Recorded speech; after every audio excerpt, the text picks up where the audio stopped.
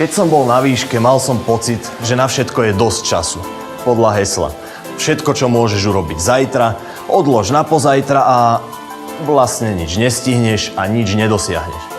Na príležitosť netreba čakať. Príležitosti treba ísť v ústrety. Príležitosti sa treba pevne chopiť. Zameranie automobilová produkcia sme prvýkrát otvorili v akademickom roku 2010-2011. Hlavným cieľom tohto zamerania je vytvoriť užšie prepojenie medzi teóriou a praxou. Táto spolupráca má výhodu pre všetky tri strany.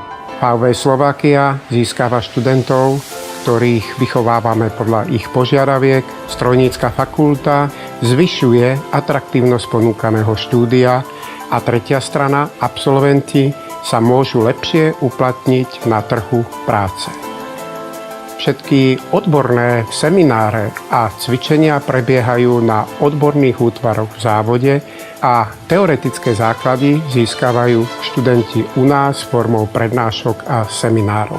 Toto bola tá akademická stránka veci, ktorú zvykneme nazývať aj teória. Lenže teória, ktorej fungovanie si nikde nemôžeme overiť, je nám väčšinou na nič. Tou druhou, reálnou stránkou je prax.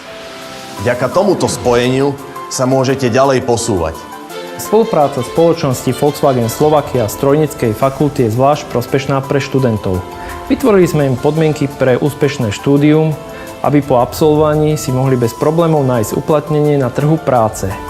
S podporou nadácie Volkswagen Slovakia sme pomohli na fakulte otvoriť laboratórium mechatroniky, laboratórium merania rozmerových parametrov súčiastok a v neposlednom rade zrekonštruovať prednáškovú miestnosť S4. Najviac si ma asi získala ochota zamestnancov pomôcť mi s bakalárkou. A potom to už išlo samo. A keďže práca v top svetovej automobilke sa neodmieta, som na mieste, kde sa pod jednou strechou stretávam s 5 jedinečnými značkami.